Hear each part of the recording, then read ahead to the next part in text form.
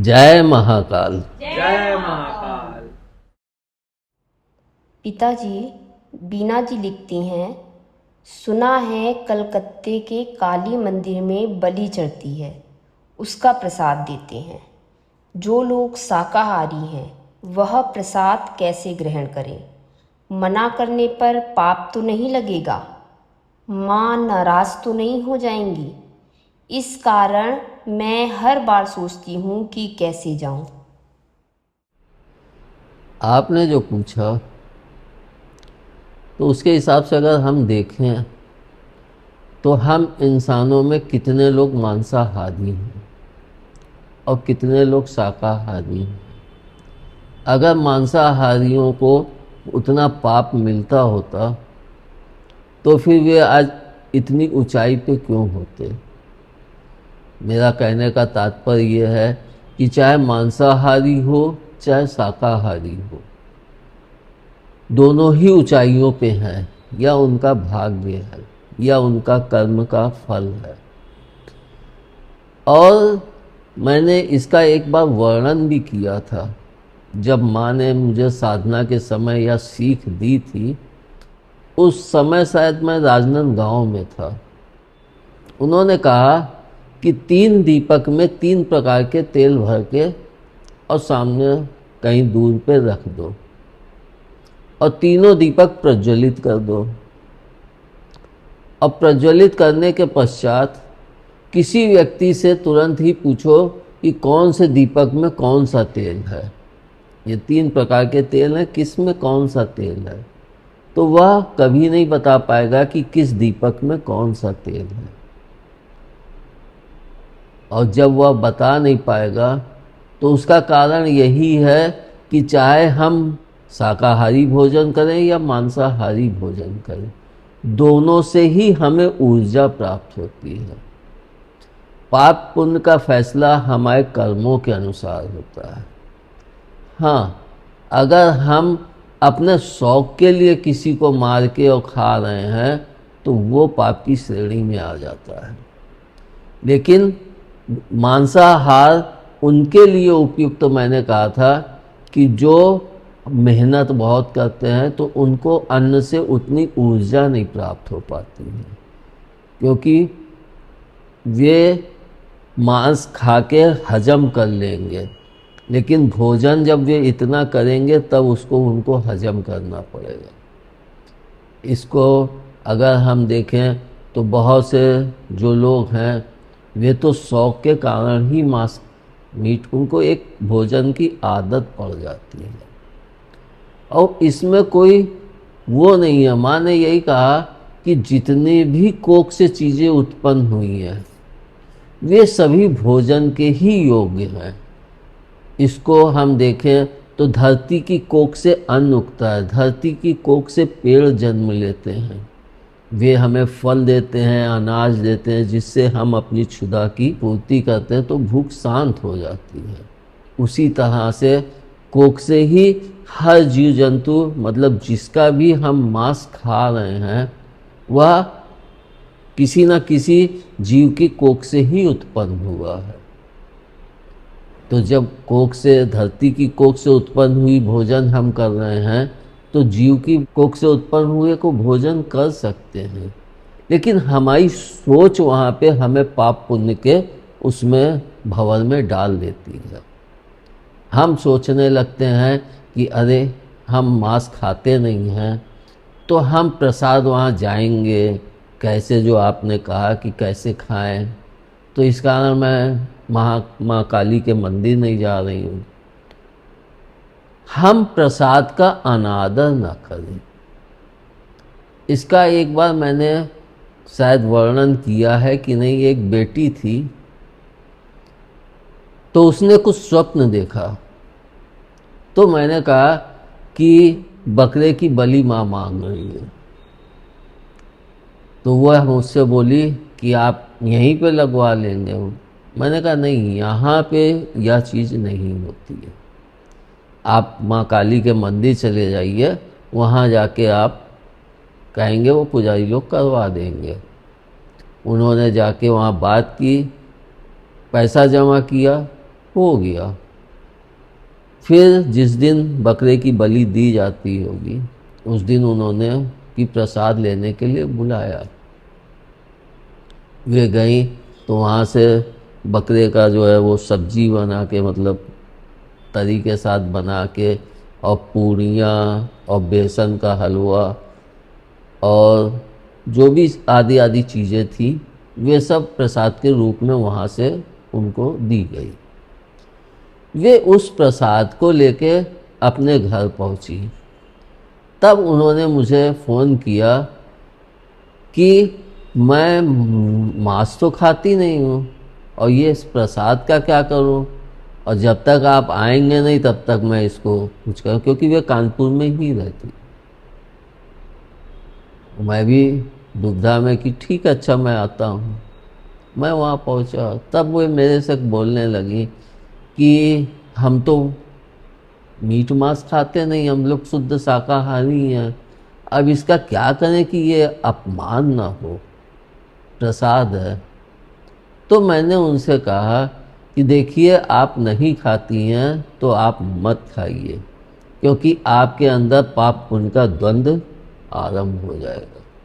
इसलिए आप सिर्फ उंगली बोल के उसमें जो भी जरा सा रसा लगा है उसको चाट लीजिए, और पूड़ी हलवा वो सब आप प्रसाद में ग्रहण कर लीजिए। तो उन्होंने कहा कि मेरे घर में तो कोई ये खाता भी नहीं है, तो इसको मैं कैसे क्या करूं। तो उन्होंने कहा ठीक है, इसका भी मैं उपाय कर देता हूं। तो मेरी एक बहन वहीं विजयनगर में है, मैंने उनसे लिया और फिर उसके यहाँ, क्योंकि उनका परिवार इन चीज़ों को खाता है, वहाँ लेके पहुँचा कि भाई जी आए हैं। भाई, मैंने कहा ले तेरे लिए लेके आया हूँ। हैं, बड़ी प्रसन्न हो गई कि मीट मांस खाने वाले को मिल जाए, जो भी उसकी रुचि होती है वो चीज़ मिलती तो कितनी प्रसन्नता होती। और जिनके यहाँ भोग लगा था उन्होंने उसको चख के प्रसाद का अनादर नहीं किया, बाकी प्रसाद को प्राप्त किया, सिर्फ उस मीट को नहीं खाया। उसी तरह से अगर आप भी जाके प्रसाद में अगर मिलता है, पहली चीज़ तो हर समय वहाँ मीट का प्रसाद नहीं बंटता है। इसका भी हर मंदिरों में कुछ ना कुछ विशेष दिन रखे जाते हैं। जैसे कि मैं यहाँ पे देखता हूँ माँ काली का मंदिर जो है, वहाँ पे सप्तमी, अष्टमी और शायद नवमी 3 दिन बलि चढ़ती है। एक दिन में कई बकरों की बलि चढ़ जाती। तो हर जगह पे एक समय, एक तिथि निश्चित रखते हैं और उसी दिन वे बलि देते हैं, क्योंकि वह दिन ही माँ का विशेष, डेली नहीं दी जाती। या तो आप उसको देख के उस अनुसार चलिए, लेकिन यहाँ पे फिर आपकी परीक्षा ले ली जाएगी। परीक्षा इसलिए ले ली जाएगी क्योंकि आप मीट के से भागते हुए और तब जाना चाह रही माँ के मंदिर में। मैंने कहा है, जब आप किसी चीज़ को ठान लेंगे तो फिर वहाँ से आपकी परीक्षा कहीं ना कहीं आरंभ हो जाती है।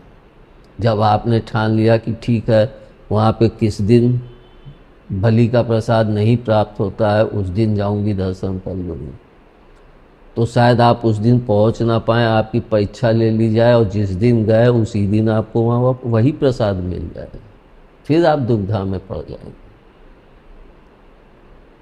तो इसलिए अपने मन से ये द्वंद्व निकाल दीजिए। हाँ, अगर हम नहीं खाते हैं, जरा सा चख लें, उससे कोई ऐसा नहीं है कि हमारा धर्म भ्रष्ट हो जाए या कुछ हो जाए। हम नहीं खाते हैं क्योंकि हमको वह चीज़ शुरू से, मतलब मन मस्तिष्क से उसको छोड़ चुके हैं। जैसे कि हम सन्यासियों में कहा जाता है कि जब प्रभु के मार्ग पे चलो तो मन और मस्तिष्क दोनों से इस संसार को हटा दो, मतलब अर्थ हर चीज़ को हटा दो। हम चल रहे हैं इस संसार में, मगर इस संसार में चलते हुए भी मैं इस संसार में नहीं चल रहा हूँ, मैं प्रभु के पथ पे चल रहा हूँ। यही कहते हैं कि वर्तमान में जियो, न भूत न भविष्य। वर्तमान का मतलब ही यही है कि हम जो चल रहे हैं तो हम ये सोचें कि अभी हम प्रभु के पथ पे चल रहे हैं।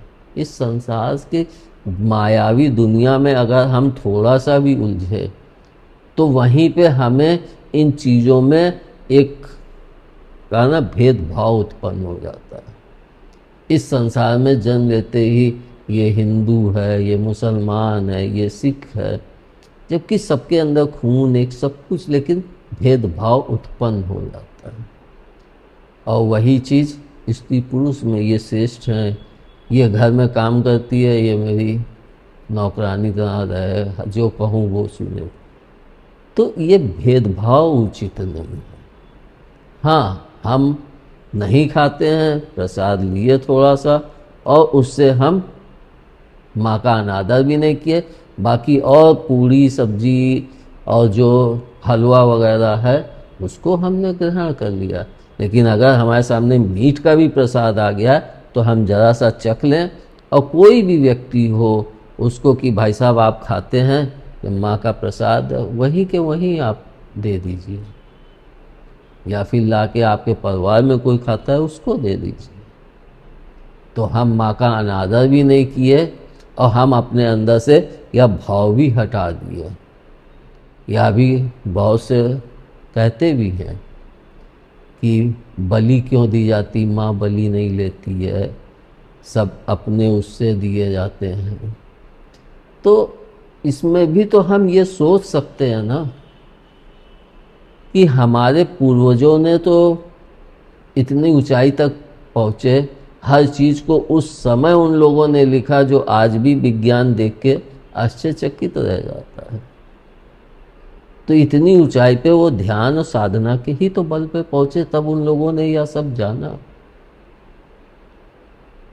और जब जाना तो उन्होंने हम लोगों के लिए उन चीज़ों को किसी संस्कार में बांध दिया या पुस्तक लिख दी इस प्रकार से कि आगे के लोग इससे यह ज्ञान प्राप्त कर सकें, ताकि उनको इस ज्ञान को प्राप्त करने के लिए इतनी मेहनत न करनी पड़े। और इसमें हम दूसरा भी वाक्य रख सकते हैं कि जब हम माँ या मंदिर में जाते हैं तो अन्न, प्रसाद, पूरी और वो भी तो सब कोख से ही उत्पन्न हुआ है। उसके बाद उसको सुख काटते हैं, तो एक तरह से उसको मारे, बलि दे दी ना, काटे, फिर उसको ले जाके तब मंदिर में भोग लगाते हैं। तो जहाँ पे जो भोग उसका वहाँ की स्थिति के अनुसार उचित है वही भोग वहाँ पे लगाना चाहिए, वरना वहाँ पे आपकी पिटाई भी हो सकती है। अगर हम माँ काली के यहाँ पे मांस मीट का भोग लगाएंगे तो वहाँ पे वह स्वीकार कर लेंगे पंडित जी। लेकिन वही अगर हम कृष्ण जी के मंदिर में या राम जी के मंदिर में या राधा रानी के मंदिर में या शिव जी के मंदिर में ले जाके लगाएंगे तो हमारी पिटाई भी हो जाएगी। लेकिन हाँ, अगर हम शिव के